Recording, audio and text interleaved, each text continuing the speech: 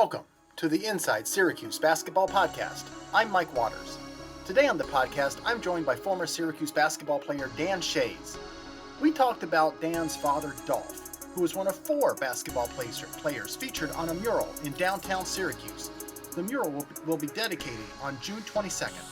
Dan and I talked about his dad's incredible NBA career, stories of his teammates with the Syracuse Nationals, how Dan was named after Syracuse Nats owner Danny Biasone, and how both Dolph and Danny Biasone despised Red Auerbach of the Boston Celtics. Well, welcome back to another edition of the Inside Syracuse Basketball Podcast, and we got kind of a special treat and a little something different for us today.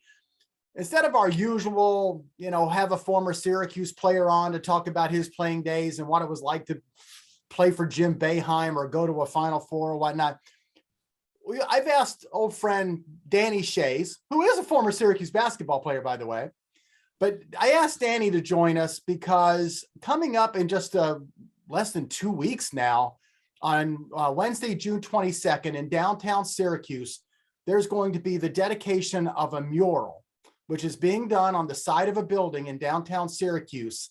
And it features 4 not only great basketball players, but important figures in the history of Syracuse. And that's Breanna Stewart, Earl Lloyd, Manny Breland, and Danny's father, Dolph Schayes, who was one of the greatest players in NBA history, a legend with the Syracuse Nationals, won an NBA title with the Nats in 1955 right here in Syracuse. And we can go into some more of Dolph's accomplishments, but I thought it would be great to invite Danny on and talk a lot about his dad and the game back then and some of the legends that he played with and coached. Your dad coached, right? So I thought it would just be great to kind of do that, especially with the big mural being, set to be dedicated here real soon in downtown Syracuse. So with all that, Danny, welcome back to the podcast. It's good to have you. Well, thank you, Mike. This is the highlight of my day. So always love the opportunity to get on the horn with you and catch up and talk about some of the old stories and keep a lot of those memories alive. A lot of your younger viewers or people who weren't around 75 years ago. It's nice to kind of keep in touch, firsthand as you can, with those days. Absolutely. And listen, if this isn't the highlight of your day, we're at least going to make it the most fun part of your day. Well, the day's still early, so we're good. Okay. Now, first of all, what was your reaction to hearing about this mural and the fact that your dad is going to be one of the 4 folks featured on it? Well, I thought it was a fantastic opportunity for the city. Number one, it does, kind of bring that presence of history back to, the basketball history of Syracuse back to the city, but it also expands generations, eras, and other social issues. You talk about the people involved, going back to the founding of the NBA, my dad's era, the Syracuse Nats, one of the original teams in both, the NBL and then the NBA. When it was when they merged, it became officially the National Basketball Association in '49. My dad predated that with the Suns or with the Nats in '48. So that was such a important part in Syracuse history because they were one of the few small market teams to win a world championship. You think about the Green Bay Packers, and there aren't that many Syracuse to have that distinction. But then you move forward, Earl Lloyd again, credited as being the first African-American player in the NBA. Obviously, Jackie Robinson broke the color barrier in baseball. For basketball, it was a little less that dramatic. There are actually 3 players who kind of came in together that had that distinction in different ways. But Earl Lloyd, the first Black player to win an NBA championship, and just a great statesman. Manny Breland, obviously had his impact on the city and the university. And then the current era, Breanna Stewart, considered by many the greatest women's player ever, to kind of tie all this together and pass the torch, through both history and, when you talk about the social issues involved to the new generation, of the active generation. So I think kind of tying all those things together, really make it a special event. I agree with you. I think those 4 people, all the stuff that they mean, and like you said, it goes beyond the game of basketball. There's so many social issues that they all championed, and then the history of it too. I like it because, I'm not from here. I'm not a native, but I've lived here longer than I've lived anywhere else in my life. And with my wife's family, that does go back a long time. And I know the sense of history the city has. And yet for a while there, the city didn't seem to really honor its history. We lost a lot of old buildings and things that would have been good to have around. I mean, for God's sakes, at one point, they almost got rid of the Landmark Theater. Thank God they didn't, but so things like that. So I think it's great to go back and now, again, honor that history and make sure people remember it. You're talking about your dad, and you have like some things that folks don't understand about your father. I can't tell you how many times I have people tell me, I thought Dolph went to Syracuse. Right. I know. He's so closely associated with Syracuse and the city, but no, he didn't go to SU. Yeah, he grew up in New York City, grew up in the Bronx, went to DeWitt Clinton High School, and had a great honor there as well. DeWitt Clinton is one of only two schools that had two NBA players from there make the top 50. My dad and Nate Archibald both went there, and they actually did a naming ceremony a few years ago where they named the gym after my dad and the court after Nate Archibald. So they kind of tied them both together. Awesome. At the time, if remember I mentioned earlier, there were two leagues. This predated the founding of the NBA, although historically they say 46, but I consider it 49. I do too. My dad came out in 48, was drafted by both the Syracuse Nationals and the New York Knickerbockers. The Knicks had his rights in the territorial draft, being a city kid, and Syracuse took his draft rights in the other league. So there's a bidding war, a frantic bidding war, and for just over $2,000 from $5,000 for the Knicks. They wouldn't go over that. I think the Nats offered $7,500. Boom! I grew up in Syracuse instead of the city, and history was made. So my dad came up here as a 19-year-old kid, graduated college at 19. Another really interesting story. And came up to Syracuse, got off the train. I mean, those are the old days, right? Just got off the train, and I think he walked over to the Nats offices to sign his contract. I mean, it was quite a different era back then. But the city really had a great connection to that team. Obviously, they were here until even after the merger, and then as the NBA got bigger and bigger, there's a big push to move the small city teams into the bigger cities. So for those of you who know the history, in the early 60s, 63, the league wanted to go west. So they offered Syracuse either San Francisco or Los Angeles to go west. They declined. So as you know, the Minneapolis Lakers moved to LA, and the Philadelphia team, the Warriors, moved to San Francisco. And then Syracuse filled Philadelphia and became the 76ers. So that's where the Nationals are now. Same red, white, and blue colors, same kind of national patriotic theme. And the Nats are now the 76ers. So they still exist. My dad's records, that championship team, all part of now the 76ers history. Yeah. And your dad played 1 year in Philadelphia and was the player coach that final year. I mean, that is pretty amazing. And then he coached, after he retired, he coached a couple more years in Philadelphia. Yeah. My dad had a rare thing in that era, and that is had a long playing career. Usually because the salaries are so low, players just couldn't afford to have long careers. They got married and had kids and just didn't make enough money. Some would have jobs in the summer, maybe, the entrepreneurial, sell cars, sell insurance, do something that they could do on the side, had what is now considered a side hustle, or they just, got a job, right, and raised their family. So, but my dad played a long time, 16 years. And at that time, it was actually kind of in vogue. Some of the teams were, because of really budget items, couldn't afford both. So my dad was player coach for a year, and then was offered, he wasn't crazy about it, and had to choose between. He ended up taking over as the head coach, retiring as a player. And that is actually one of his regrets. He really said, I really should have gone back to playing, because, once you're done, you're done. You can't go back to that. Right. But ended up coaching full time, was NBA coach of the year. And then in one of the most famous incidents in NBA history, played the Celtics in the Eastern Conference Finals, in that great scene with Johnny Most, the Celtics radio guy, got, when Halliday stole the ball, he steals the ball. And that was the clincher that sent the Celtics to the NBA championship, ending that series, very hard-fought series. And so my dad had the distinction of being the only NBA coach to be coach of the year and get fired the same year, because they didn't win the championship that year. So that was his time in Philadelphia. And at the end of his life, he actually finally had his number retired after all that time. Yeah. When new ownership came in and realized that for some reason over the years they had never connected to that history. And so he was able to know his number was retired at the end. And that like really cements that connection between the Syracuse team and the 76ers. You know, the team moves to Philadelphia. He's there for a couple years as a player and then a coach. But you were raised here in Syracuse. He came back. He stayed. Why? Right. What about Syracuse? Why did your dad choose to stay here? Well, it was interesting. When he moved up from New York City, met my mother here in Syracuse. They got married, and my, all of us were born in Syracuse. So there was that kind of connection. My mom's family was there at the time, so they decided to move back from Philly. And actually, it happened again in 1970.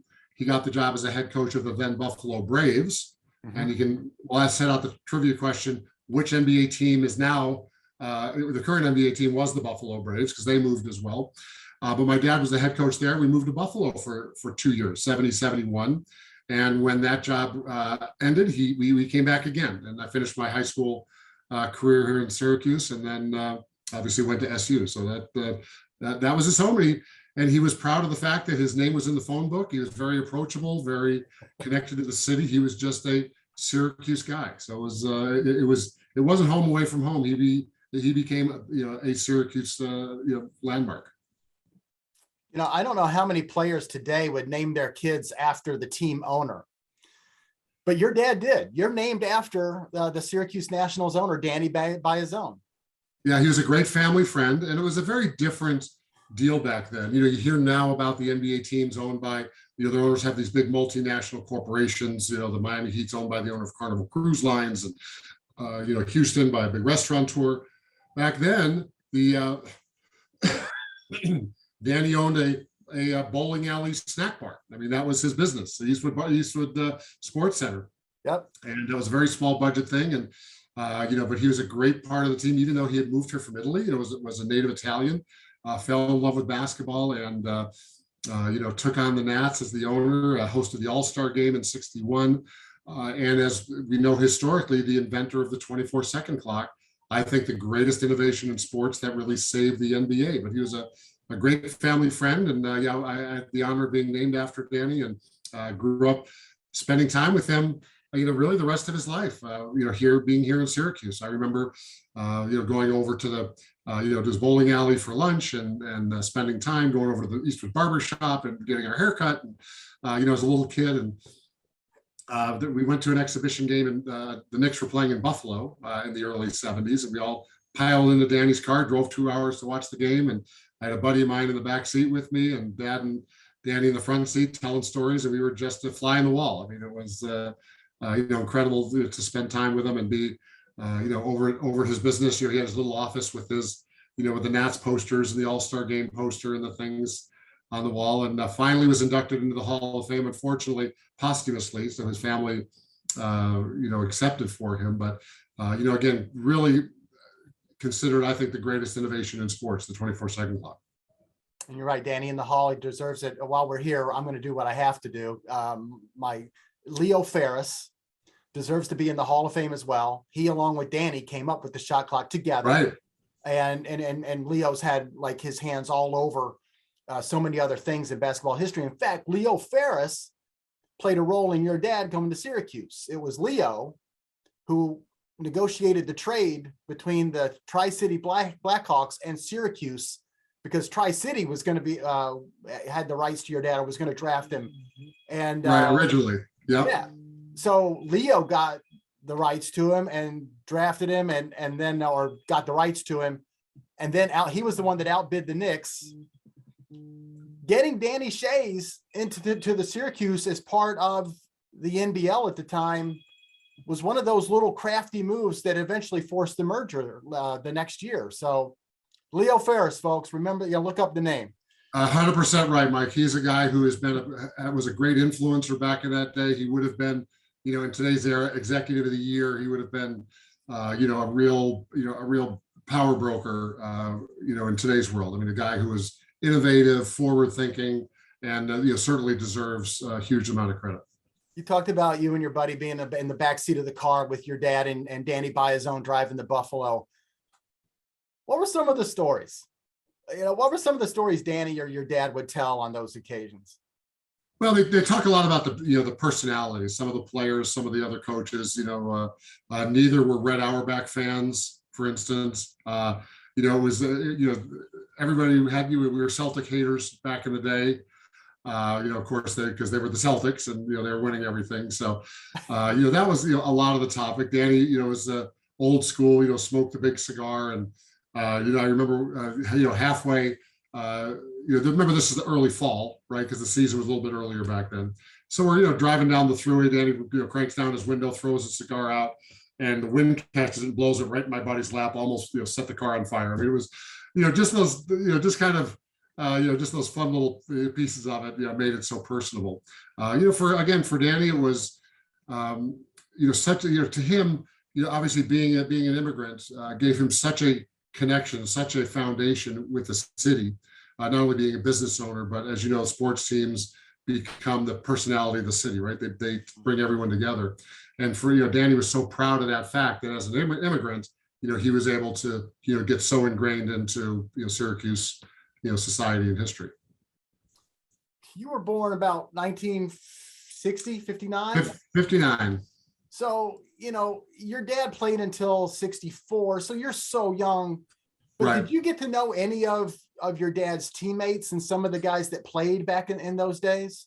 Sure. Actually, Johnny Kern lived right up the street from us. So he'd come over for dinner and, knew his family very well through the years. Obviously, Johnny stayed in the league as the announcer for the Bulls. So I used to hang out with him in Chicago when we'd play. We'd always, hug and visit. Larry Costello was a guy who, I stayed acquainted with all the way through the rest of his life. My dad had a basketball camp. Larry would come up and lecture. And he'd speak. And then when he got the head coaching job at Utica College, my best friend was his assistant coach. We used to go to games, and Larry was just around. We'd see him and stuff. Paul Seymour we'd see periodically, as well. Some of the local guys, and Hal Greer I'd see at All-Star games, and Earl Lloyd, all the same thing. He'd be see him at a lot of the All-Star events. His son Kevin and I became pretty close, and we'd like I said, get to see him at least on a once a year, twice a year basis. A lot of those guys stayed connected to the league, through those kind of conference events, either a summer meeting or All-Star weekend specifically, and it was great. I mean, it's another funny story. Emmett Bryant from the Buffalo Braves era. Emmett Bryant was the point guard. And then he and I served on the board of the Retired Players Association together 40 years later. And I used to shag balls for him when I was 10, and he used to, we still laugh about it. Years later, we'd be in a meeting or something and he'd say, hey, go rebound something for me. Well, just keep razzing me for all the time. But I was a pretty good rebounder, I have to admit. So kind of staying that connection all the way through was something that, was a great piece of it. What was interesting, you say you're a good rebounder. I'll take your word for it. There you go. Your dad was an excellent free throw shooter. I think, really good for a guy who was big in his era, like 6'7". He shot a really high percentage for free throws. And I looked it up. And you were a pretty good free throw shooter too. At Syracuse, for your full 4-year career, you shot just over 80%. And I was wondering, how much did your dad teach and coach you? And whether it was free throws or running set shots or whatever else? Well, it's funny. I learned most of my basketball more being around him than him like taking me in the driveway and doing drills. Okay. He actually started the second basketball camp in America. Another kind of interesting side bit. He and Bob Cousy started camps, I think it was 1951, which were, I think, credit as the first the specialty camps, basketball specialty camps at the time. I didn't know that. And he ran it for 30 years. Ultimately bought a campgrounds up in Lake George area, and they'd have an 8-week sleepaway camp, co-ed sleepaway camp, and then 1-week basketball camp at the end. Before that, he would rent the campgrounds for the week right before school started. And every year he would bring up a pro to do a lecture. I mentioned Larry Costello in the past, Jumpin' Johnny Green, JoJo White from the Celtics, just a variety of guys over the years. I got to meet some of the Buffalo Brave players in the early 70s. And so I learned a lot of my basketball there, but clearly, I would get the lecture about missing free throws. Come on, they're free. You got to make free throws. You know, that was so I naturally, took on being a good free throw shooter. But here's an interesting side note. At one point, this was in the early 90s, somebody sent me an article that they analyzed NBA players who scored the highest percentage of their points from the free throw line. Okay. Yeah. And you think of guys like, Moses Malone, Karl Malone, guys who get to the line a lot. Adrian Dantley. Turns out that career, Dolph Schayes 1, Danny Schayes 2. We were 1 and 2 in NBA history at getting the percentage of our points from the line. And so not only was that, so you got to get fouled and you got to make them, right? Right. So you got to make them. So that was a pretty interesting stat. And I think we're both still got to be top 5. But that's amazing. I had never heard that one either. That's a good. That would have won you a lot of trivia bets at bars over the year, right? Yeah, my dad would always ask a lot of trivia questions, but you soon figured out that he was always the answer. So he wouldn't make that much money at it, but it was still fun nonetheless. I looked up that Sixers team that your dad, I think it was the last team your dad coached in Philadelphia. Yeah. Wilt Chamberlain, Billy Cunningham, Hal Greer, Chet Walker, former Duke star Art Heyman, right? Mm-hmm. And then a couple guys who went on to become pretty good coaches, Al Bianchi and Bob Weiss. Yeah. That's an incredible team. It was. And again, that, the Celtics, of course, had 7 Hall of Famers on Oh, yeah, team. Right. I know the team they lost to was the Hall of Fame team. Yeah. And that was the grudge match, right? And, they actually won the championship the following year. I think Alex Hannum took over as the coach, if I remember. But it was, that was a fantastic team. My dad used to tell me that his biggest battle was with Wilt Chamberlain, because Wilt lived in Harlem and at the time. Mm-hmm. And so he always wanted to practice in the middle of the afternoon so he could take the train down in the morning, go to practice, and then take the train back, where everybody else was like, come on, we got to practice at 10 in the morning, get done, but then Wilt always complained. So they had this back and forth of, when they were going to practice, but it was Wilt, right? So wasn't that easy. It wasn't a Solomon-like thing to figure out. So he said, that was one of his biggest battle as his coach. What do we do with Wilt during practice? So it's not like, he was, and then if Wilt comes to practice pissed off, right, then he just beats everybody up. Just because he's Wilt, right? And all he has to do is play hard, and got to worry about guys getting hurt. Who else were some of your dad's favorite guys or people he admired? Well, he was the same era as Bob Pettit, the great power forward. And so a couple more interesting trivias for you that'll kind of tie some of this together. So if you look at the league historically, right, my dad went through the pioneer era all the way, through the 60s, and then coached into the 70s, right? So, and then his last on the court job was 1972, and then he ended up supervising the officials through the late 70s, about the next, till 77, 78. Wow. And so what was really funny is I'd get into games, and my dad loved it. He was still so hyper competitive. He'd be coming to my games, he'd be yelling at the refs, he'd be screaming at the whatever. And I'm playing the game in Denver, and I see him start to come down the aisle, and I'm like, oh, here we go. He leans over the scores table, and one of the refs runs by and goes, "I never should have hired you."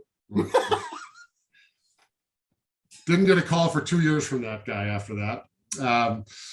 So he was still involved. But if you look at, like I said, the era, George Mikan was, even though they overlapped, George was the real pioneer, was, as far as the first big NBA star. Yeah. And he was considered the first all-time leading scorer in the NBA. George went up to 11,000 change, I think 11,600 something. And then my dad passed him, and he was the second NBA's all-time leading scorer. And he held the record up to 19,200. And then Bob Pettit, who they were contemporaries, Bob was a little behind, passed him and was the first. So my dad was the first. So George Mikan, the first to 10,000. My dad, the first to 15,000. And Bob Pettit was the first to 20,000. Okay. And then, of course, Wilt was Wilt. And then Kareem is now considered, not considered. Now he's the greatest scorer ever, and we'll see if LeBron can catch him. So he and Bob Pettit were great contemporaries. Obviously, later in life, My dad and Red Auerbach and a lot of the Celtic guys from that era, Bill Russell, who I still see at All-Star events, and very gracious guy, even though he's very to himself. Um, so during that time, and now there's the kind of the changeover as that era, or they're kind of like World War II vets, right? Where I think Bob Pettit's about 91, and Bill Russell almost 90, and Bob Cousy is still around. Cousy and was another guy who we'd spend a lot of time with at golf together.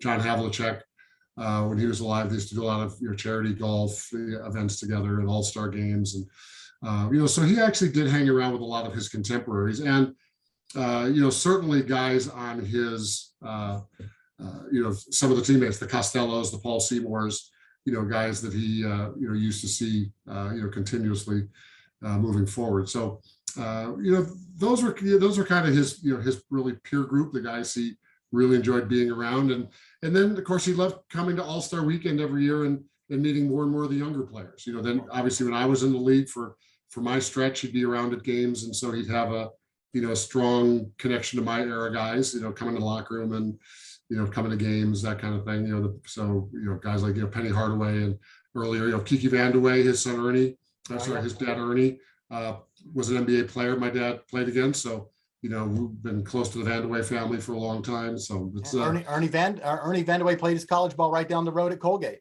Right. So that's and Ernie was another interesting story. He was actually in the NBA while he was in med school, and with the Knicks, and he would only play home games because he couldn't miss class to go on the road. And he ended up as a working doctor his whole career. So so he was actively in med school while he was playing in the NBA. Oh, that's fantastic. I didn't know that either.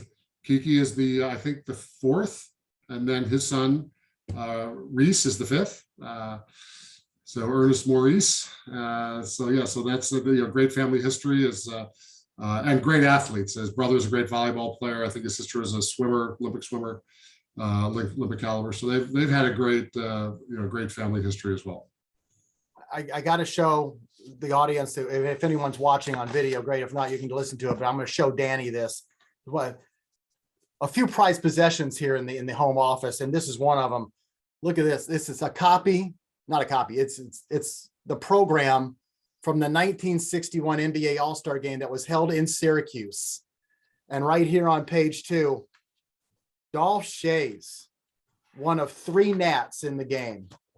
There's Dolph with Hal Greer and Larry Costello. How about that? The All-Star Game right here in Syracuse, and your dad was in it. And we talked about some of those pieces.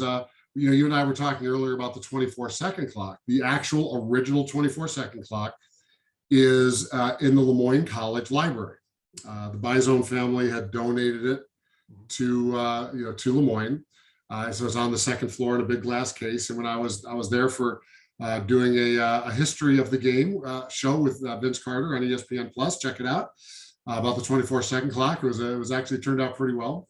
They gave us a tour of some of the memorabilia, and they had the original scorebooks from the championship series in '55.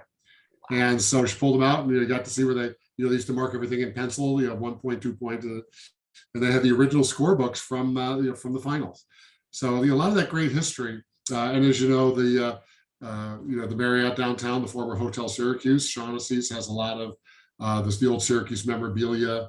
The original court from the War Memorial is down there. It's the floor of the restaurant, and they have the center court circle hanging on the wall. A great connection to the old days. So a lot of that stuff is still around. A lot of pride in it. And like I said, when you tie this back to this kind of mural concept, to bring that history forward to like pass the torch to a Breanna Stewart, and obviously we think of Syracuse basketball now as orange, right, with the Jim Boeheim era at Syracuse, and so it's nice to kind of connect some of these pieces together, and to see some of the amazing things that are Syracuse pride. Earlier you mentioned how much your dad signed for coming out of college. Number 4 overall draft pick. He signed for Syracuse for about $7,500. The Knicks offered him less, right? So, a few weeks ago on ESPN, JJ Redick, and talking about Bob Cousy and comparing, guys from the past to the current players, kind of really in a condescending way, talked about Cousy and players from that era, being a bunch of, playing against plumbers and carpenters or whatever. It was a plumber's comment. And like, I just wondered, I mean, you played in the NBA for 18 years against guys who JJ Redick probably would at least remember, right? But, and you, because of your family's history and growing up here, you remember further back.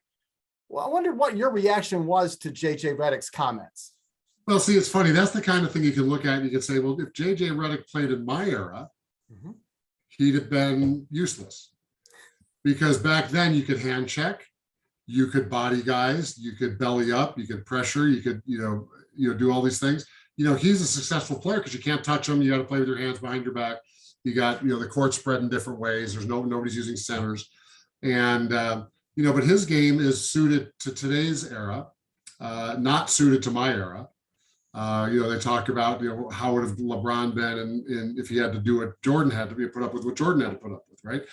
And would he have scored as many points or Kevin Durant or, how would those guys? So it's been a constant conversation over the years. It's funny, I was watching a ESPN thing and Stephen A. and I forget who the other guy was. We're talking about the 5 greatest scorers in NBA history. Who would be on their Mount Rushmore, right?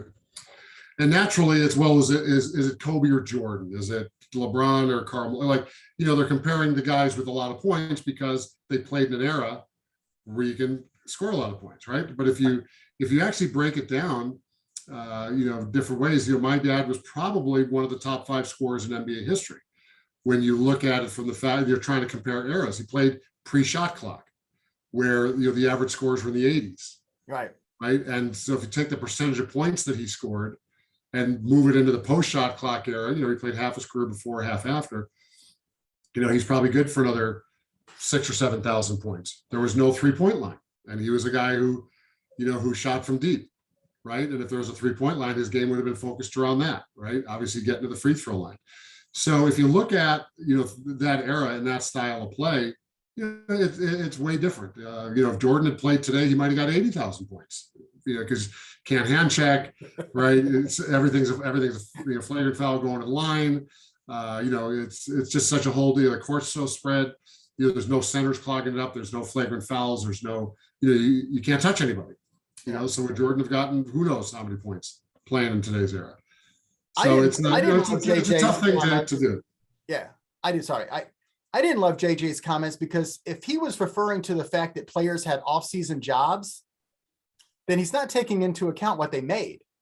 Right. Like you were talking about earlier, if you're making $75,000 back then, you're not just sitting around you're not able to just train and work out in a gym with a trainer and your own chef in the off season. Whether you're selling insurance or working at a car dealership or whatever, or being a plumber, NBA players back in those days had to augment their salaries. Sure. Well, it's disrespectful for. Doesn't mean they weren't good players. Well, but it's also disrespectful to what they did. I mean, look at the era. They traveled by train. They had no train. They didn't have trainers, right? They wore Chuck Taylors. My dad got 2 pairs of shoes for the whole year, right? And it was wash your own uniforms. It was, so I mean, there's nothing about it that you can compare with today's game. I mean, they had worse conditions than high school players today, and yet they fought through, and they were like I said, you didn't get thrown out for fighting. Guys played, hurt all the time, broken bones. My dad played, broke his wrist, put on a cast and played, broke his other wrist, put on another cast, played with 2 hands and wrists, still average 18 a game. Right. So, yeah. I just think that's disrespectful to the guys who came before. And look, everybody, the game improves, right, over time. You can sit there and say, well, a lot of people think 80s is the best era ever. When dinosaurs ruled the earth, when you had the Kareems and the Moses but yet, because every position was loaded. Now it's run down and shoot a 3, run back and shoot a 3, run down and shoot a 3, run back and shoot a 3. I mean, is it is that the best way to play basketball? Sure, you make a lot of threes.